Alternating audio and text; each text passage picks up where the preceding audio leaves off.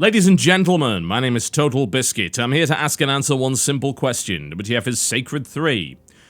Well, I'd like to tell you that it's the sequel to Sacred 2, Fallen Angel, and the original Sacred.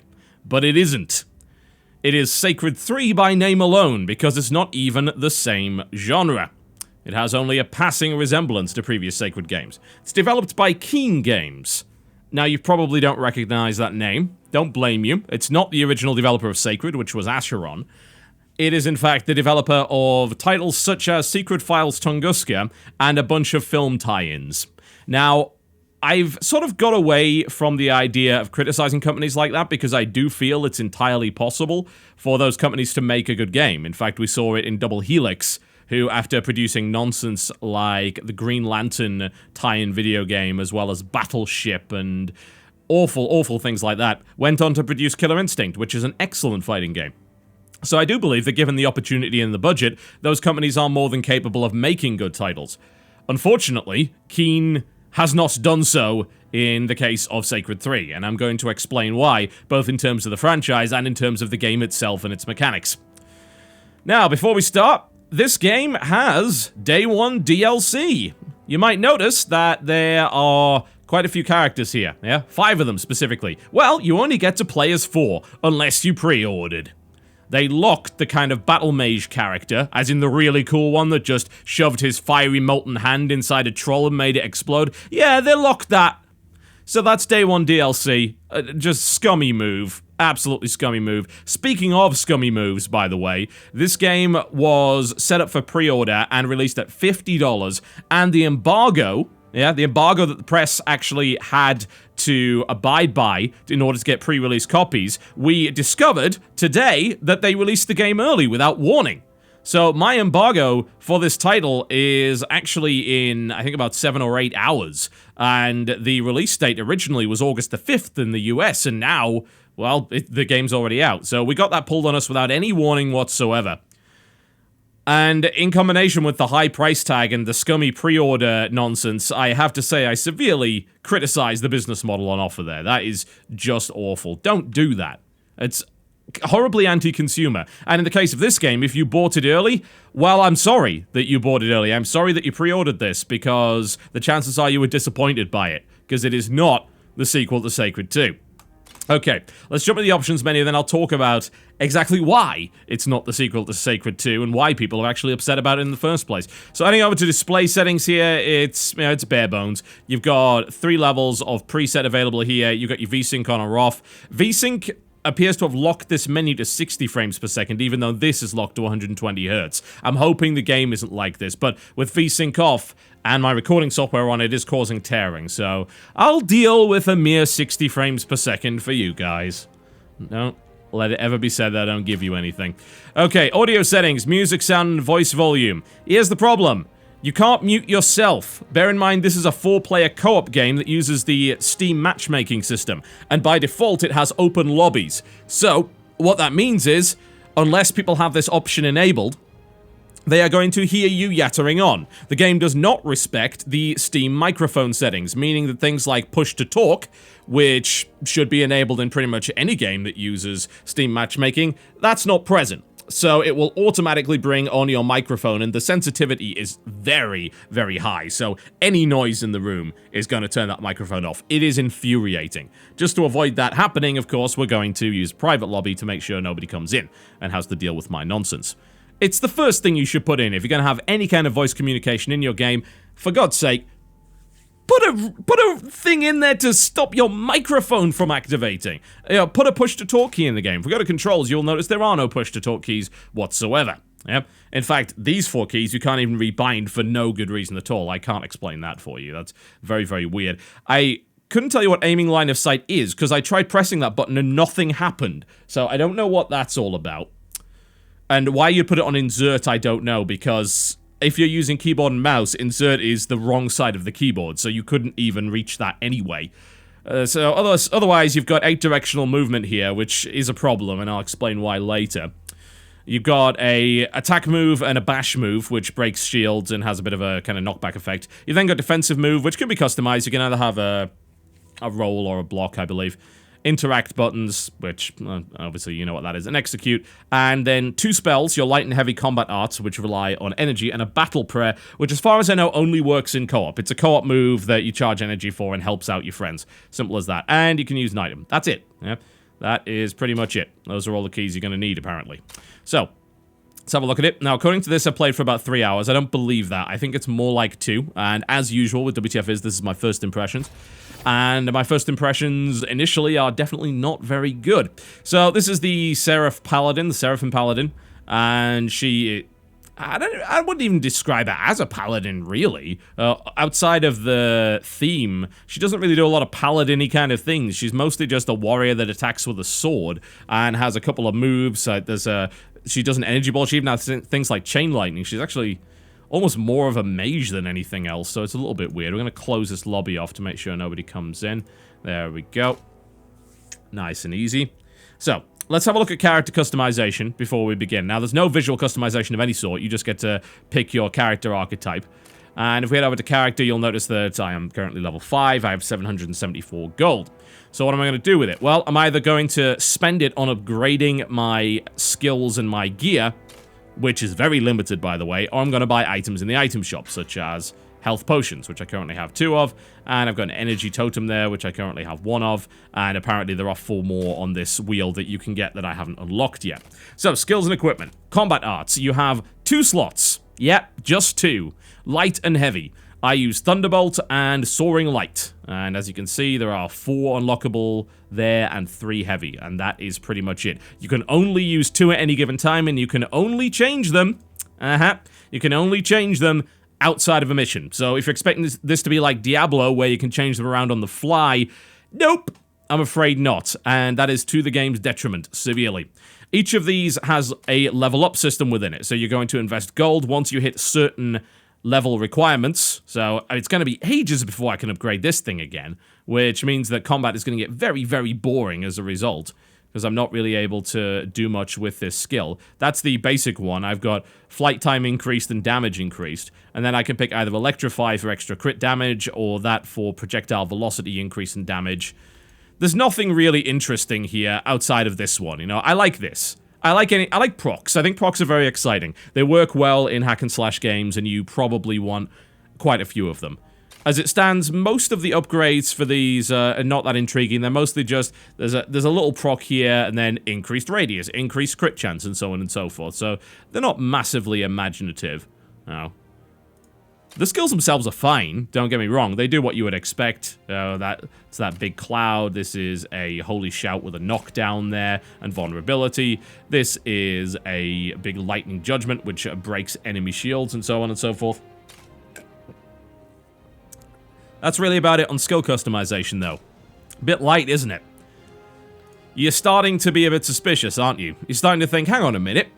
Wasn't Sacred and Sacred 2 a action RPG with a big skill tree and talents and items and loot? Yeah, it was. What's this? Not that, is the answer to that. This is an isometric brawler. And it looks like a hack and slash game. It looks like an action RPG, but it doesn't play like one. So outside of the skill customization, you have these weapons. They drop periodically. They don't come down as loot. They are just given to you at certain points in the game. So there's no actual loot in the game whatsoever. And you can't switch between weapons instead of, unless you are here. You know, you can do it before a mission, but that is about it. So I've upgraded my penitence. And really, are you going to want to switch weapons around once you've put upgrades into one weapon? Probably not. Huh? I mean, ultimately, these things almost have the same stats. The Penitence and the Citadel Guard, before I upgraded the Penitence, these were both identical. So, and they all really do the same thing until you level them up a lot. And then you can say, all right, well, they're a little bit different. But the basic weapons are very, very similar. And it takes quite a lot to differentiate the two. Then you pick weapon spirits, who are going to accompany you with occasional lines. This is the battle mage, probably fairly well known, I'd imagine, to most of the sacred guys. He's a chauvinistic wisecracker whose flirting always falls flat. He's, I guess, reasonably entertaining. These are just passive bonuses. They have a pro and a con. So, energy orbs give me less energy, but attacks have a 20% chance to trigger chain lightning. There you go. And the rest are actually quite boring. 10% more health. 10% less health. 10% more energy, 10% less energy. You're getting the idea. This seems okay, but yeah, a lot of these spirits are unfortunately very dull, and you can only equip one at once. Alright, so that is the customization. No loot. Gold is spent on upgrades and on replenishing potions, and that is about it. I think we are about ready to go. So let's get into the game and show you what's going on with that. So you've got this map, and it's going to give you access to certain arenas, like this right here, the Hidden Grotto is an arena. You defeat some waves of enemies, you get some levels. These are to be used if you're under-leveled, quite frankly, as far as I'm concerned. There we go. Most of these, I would imagine, would be about the same, so... Okay, we'll jump into this one just to show you what the arena wave-based stuff is. And that's good, because it lets me explain the combat system. So... that should be okay. This may be an arena, it may just be a side quest. Nope, it looks like it's a, well, it is an arena of sorts. It's defeat all enemies, but it might not be a wave-based arena. Okay, so this is my character right here. This is my block move. I replaced dodge with this. I'm not entirely certain that it was a good idea to swap my defensive move out, but I want to try it anyway. So, this is how you attack. Aha! So it's kind of like Diablo, right? Let's move the cursor around. Oh. Oh. It doesn't respect where the cursor is on the screen. Yes, indeed. So, you remember what I was telling you about earlier when it came to aiming? So, this is this right here, combat art, yeah? It's only going to go in the direction that your character is currently facing. You can't turn the character using the mouse. You can only turn the character using WASD, which is 8-directional, meaning that it is extremely hard to properly aim your skills. Thankfully, a lot of them are AoE, so you can at least catch a few enemies in them, but it's a complete pain in the arse. Was there any need for this? Was there any need? No, I don't think so. I think you could have very, very easily done it properly by using the mouse control to turn your character. I mean, the game plays a lot like Diablo, yeah? In terms of the attacking. It's just hack and slash. It's just a lot of clicking and occasional pressing of other buttons. Yeah? So it's not really that hard to do. But what they elected to do for some inexplicable reason is make all of the attacks dependent on which direction you are currently facing using WASD.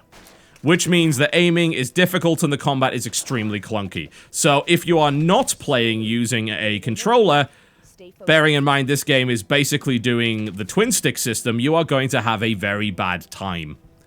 It does not work well at all. It is very, very unpleasant to play. Now, outside of the PC-specific problems, there are plenty of problems which just involve the game being dull, yeah?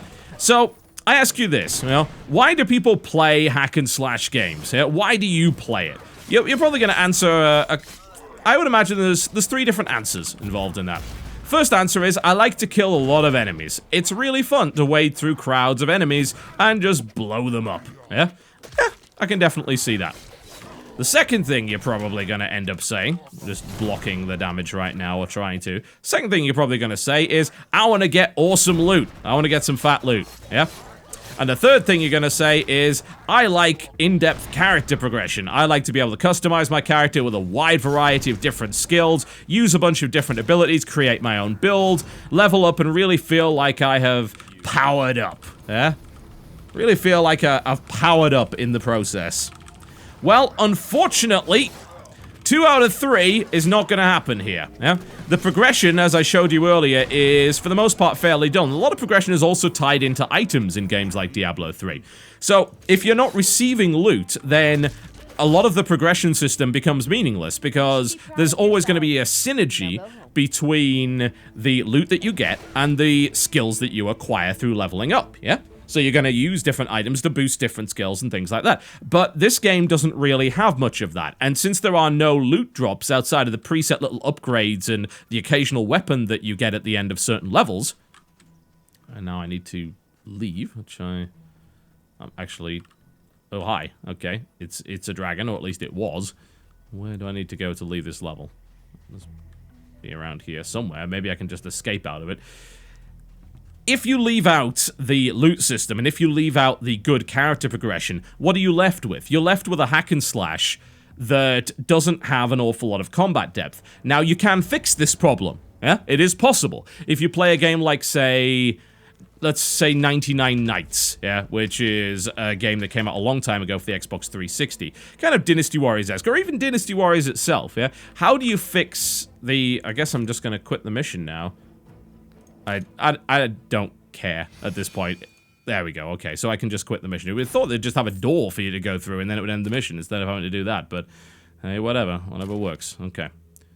And it's made my game public again. It keeps doing this. Really, really annoying. So we're going to put it on invite only, because as I said, it's going to constantly have my microphone on. Now, in games like 99 Nights, you had ludicrous numbers of combos. Lots. I mean, you had a lot of items as well. You actually had more item progression in a game like 99 Nights, which wasn't even an RPG, than you do in this one. And you actually did have drops. You have drops in things like Dynasty Warriors. It's a lot of fun. But Sacred 3... seems to have forgotten that. It's like, yeah, you know what might be a good idea? Item drops and loot, because that makes the game more fun and can excuse a dull combat system. Games like 99 Nights and to some extent Dynasty Warriors have fairly in-depth combat systems. Yeah? They have a lot of different combos that you can learn, and you will continue to learn combos and upgrade abilities. This doesn't have any of that. There are no combos. This is the combo. A three-hit combo over and over and over again. This is my block breaker, this is move 1, this is move 2. You have now successfully seen pretty much the entire combat system of Sacred 3, yeah? That's about it, and every class is kind of like this to some degree. Like I said, there is a ranged class, but outside of that, most of the classes are, you're gonna spam left, you're occasionally gonna use right, and I mean, right doesn't really do a lot of damage, you mostly just use it to break blocks. And apparently, taking block over... yeah.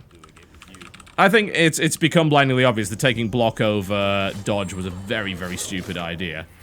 Because dodge, you are able to avoid damage entirely. Here, you just sort of mitigate a bit of it. So we're going to go back to dodge after this, I think. Because I can't do much here. Outside of just using the shield breaker to, you know, break shields, it's not a very interesting skill in and of itself. It's purely utilitarian. Which is not what I want. You know, I don't want skills to be purely utilitarian. I want them to be awesome. And it's strange because some of the skills in this are awesome. The execute move is very well animated, and there's a real feeling of impact every time you use it. And I like that a great deal. There's a power move here to... this, I don't even know why this is here. It's just a quick time event where you restrain them and do a little bit of damage over time. You'd think, you know, a power move would be interesting, but no. No, it's not. It's just, you kind of grab them. You can also throw enemies like that, as you can see. Only certain kinds of enemies, though. I'm gonna lose this. Yeah, not having dodge was a very, very silly idea, so we will go back to that. That's it! That's all you do! Yeah? Now, here's the nice little get-out that a lot of people are gonna use. Oh, but it's designed to be played in co-op. Okay, that doesn't make my individual experience any more enjoyable. There isn't actually a huge amount of class synergy there, outside of things like auras and temporary effects. I actually can't use any of my skills to really help my allies other than just dealing more damage. Yeah, that's all I'm really doing. I'm laying more damage out on the board, which means that things are going to die faster. But there isn't really a lot of party synergy going on there. And that doesn't make the combat any more interesting on an individual level. Yeah? If I want interesting combat, I play something like Diablo 3, and there is real class synergy there, and if you get in a group, you've got all sorts of different skills, and the more skills you have, the more interactions are going to happen, which makes the game more interesting. However, in this case, they have designed the combat system to be so utterly simplistic that I'm afraid co-op only really makes the game more interesting because there's more flashy stuff going on the screen. It doesn't make the game more in-depth. It doesn't improve the mechanics. The mechanics are still ultimately extremely simplistic. And maybe, just maybe, the game could get away with that if it had something else going for it, like really interesting level design. Or, I don't know, loot. It doesn't have either of those things, unfortunately. No, it does not. The level design is extremely linear. Very, very much so. You enter an arena, and the arena then locks. And you can't get out of the arena until you have killed everything. Rinse, and repeat. Rinse, and repeat. Over, and over, and over again. And then there'll probably be a boss fight, and you'll get money raining from the sky, because that's what the game does. And that's it. Yep, I've just described Sacred 3 for you. We didn't even need this amount of time. So, it is nicely presented, don't get me wrong. You know, there's some nice looking locales. The graphics are reasonable. Not brilliant, but reasonable. In the cinematic, in fact, quite a lot of the cinematics are quite nicely put together. I could also argue that the voice acting's not too bad, if you can deal with the cheese. Now, the cheesiness has been part of Sacred for a long time. Indeed, Sacred 2 Fallen Angel actually had an in-game concert from Blind Guardian, who was one of my favorite power metal bands. Absolutely awesome. They made a song called Sacred, which is actually great. There's a full 10-minute version of it. It's an absolutely fantastic piece of power metal. So, the cheese is expected, and it's maybe what sets Sacred apart, but with Sacred 3, it is the only thing that sets it apart, and the humor is, it's not brilliant, you know, it is extremely cheesy. Okay, don't switch out, God. The fact that I have to go back to the lobby to swap out one of my skills as well is just infuriating. Why do I even need to do that? Why couldn't there be a menu that would allow me to do that outside of that? It's just fiddly. I mean, everything about this is fiddly. You have to go through so much to get anything done. We're gonna switch back to dodge. There we go. Thank you very much. Or are we? Equip F4. F4 of all things. It's a very, very strange button to be picking for that. Okay. Alright, make sure we have potions. We do. Good, good, good. I think we do, anyway. Yeah. Okay, so we can now go back into the mission, and... actually, I'd rather just pick a different mission. Yeah, let's just do a different mission so you can see it, and you don't have to see that repeated again.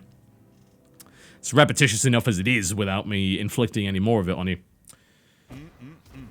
So, the humor's gonna be touch and go, and it's gonna be a love it or hate it kind of thing. It has its moments, frankly. But I don't view it as particularly fantastic. I think they just went in completely the wrong direction. Now, when you change the genre of a game, you're always going to upset people that enjoyed the previous titles, which is why it's generally not a good idea. That's why most people don't do that. I mean, if you look at Mass Effect, Mass Effect 1 versus Mass Effect 2 and 3, a lot of people that enjoyed Mass Effect 1 complained that Mass Effect 2 was too dumbed down, that they'd taken a lot of the RPG out of it. They had taken away a lot of the equipment customization, they'd really lowered the skill customization and things like that as well. They'd taken a lot of that stuff out of the game. And people complained about that, and yet the soul of Mass Effect was still there. I don't think there was any real doubt about that. In this case, what they've done is they've taken the soul out of Sacred, and they've left the game with even a cut-down version of one of the least interesting parts of a hack-and-slash action RPG, which is the actual combat, which is often very monotonous and very repetitive, and you get away with it because there's items! Yes, there are items. That makes things interesting. So you're willing to grind for hours and hours and hours because there's a reward at the end of it, but Sacred doesn't have that. And more to the point, the combat is less interesting than the previous Sacred games, and there's no excuse for that. If you're gonna cut out previous elements of the game, you do it to improve it. And you can argue that that's what Mass Effect did. It said, alright, well, you know, we're focusing on different parts of the game to make them better, and they made the combat tighter and things like that. And you could argue that even though they reduced the amount of items you got and loot was not really a thing, they made the different upgrades and items that you could get more meaningful. So you didn't have 20 copies of the same armor with minor stat differences. There's the trade-off. Sacred 3 doesn't have a trade-off. There's nothing that Sacred 3 actually does which is better than the previous Sacred games. And even if you discount all of that, let's forget that this was even called Sacred. Let's assume that this is actually called Righteous. This game is now called Righteous. Doesn't have a 3 on it, it's not part of a franchise, it's called Righteous. And it's still a bad brawler. Why is it a bad brawler? For the reasons I gave you earlier.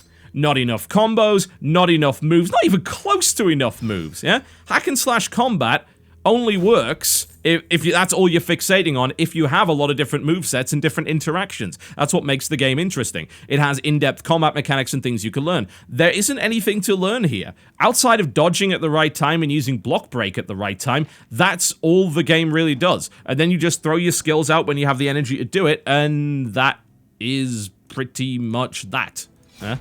That's all there is to say.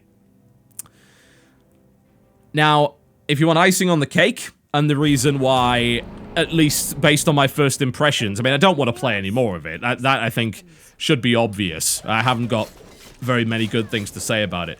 But the icing on the cake is that this game costs $50. There is no way in a million years this game is worth $50.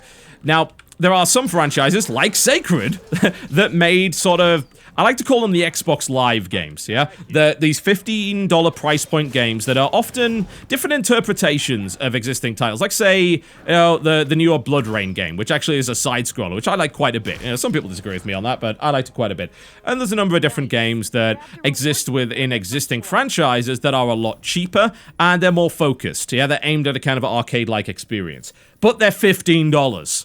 They recognize that they are not full titles, or that they're just more simplified and more focused titles, and as a result, they lower the price tag.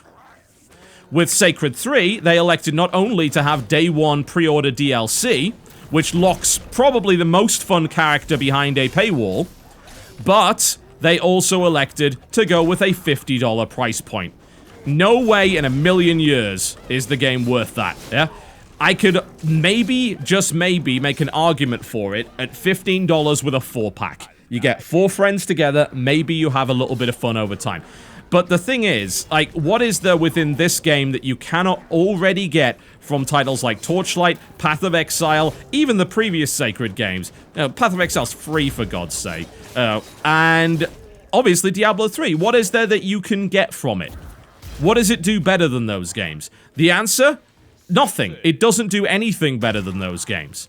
And it had the opportunity to. It had the opportunity to really enhance the combat system and make it really enjoyable. Have all sorts of different combos and maneuvers that you can learn. Make it a real brawler. But they failed to do that. And what have we got left? A dull, repetitive, and dumbed-down isometric brawler, which is nowhere near worthy of being part of the franchise. It's not even that good a franchise. Like... Sacred has its fans, and I don't hate it. It's got a lot of faults, but Sacred 2 had some fairly interesting characters. Sacred Gold, the original, at the time was a pretty good option for those of us that wanted a Diablo clone, because there weren't really that many out at the time to choose from. One more time. But this... I mean, this comes out at a time when there are all sorts of different brawlers to choose from. The only thing different about it is the perspective, and it doesn't benefit from the perspective. Not at all. I would rather play Castle Crashers. There you go, there's a 4-player brawler with an online mode that has a good sense of humor and a nice aesthetic. And it's better than this. And it's a 1/5 of the price. So, I don't know what they were going for. This is not going to be one of those wonderful Cinderella stories, where a company that has been developing bad games for this long finally gets its big break and money and is able to make a truly great game that we always knew they were capable of doing, but never really had the opportunity. This is not the case with Sacred 3, I am sorry. It's the opposite of that. Keen Games were given the opportunity to create something really interesting, and they flat out failed to do so. It's obvious that they aimed this at a console, because like I said, the PC controls are really, really bad. And things like not being able to mute your microphone are just not even acceptable. In fact, the lobby system is very console-esque in and of itself. I don't... It's so disappointing. It really is. You know, when I heard that there was going to be a Sacred 3, I was actually quite excited about it. And I did read the information that came along with the press copy that said, look, we wanted to make this game more like Sacred Citadel. Yeah, and I wasn't a big fan of Sacred Citadel, but I thought, okay, maybe we give you a second shot at it. Maybe you do it better. No, it's actually worse than Sacred Citadel, a game that I didn't actually like all that much in the first place. Dear Lord. So... I mean, it's just boring. I mean, what you're seeing on screen looks interesting, I would imagine. It's like, look at all those enemies on the screen. Yeah. You know, it runs at a good frame rate. It's not hideous, you know? But mechanically, it's just devoid of good ideas. And there's only so much of this that I can do without thinking to myself, why? Why am I still doing it? I know. I'm afraid an elbow-dropping troll is not going to keep me interested in the game, as much as you might wish otherwise. Sacred 3, ladies and gentlemen, available for $50, or your regional equivalent, which sounds like it's probably going to end up being even higher in some regions. I can't possibly recommend it. I'm sorry, I can't. There are much better games in this genre, even if you were to ignore the fact that it's supposedly a Sacred game. And that's not how franchises work, folks. You don't get to ignore that they're part of a franchise because you use that name to sell the title. So, that's an increased level of expectation. And a reasonable one, too. A very reasonable one. I saw this high up the pre-order charts a few weeks ago. I am so sorry to anyone that pre-ordered this expecting something different. I can only imagine disappointment. Indeed, the Steam forums are showing nothing but that right now. This might be the death of a franchise that we're seeing here, and what a horrible way to go. My name has been TotalBiscuit, taking a look at Sacred 3. We'll see you next time.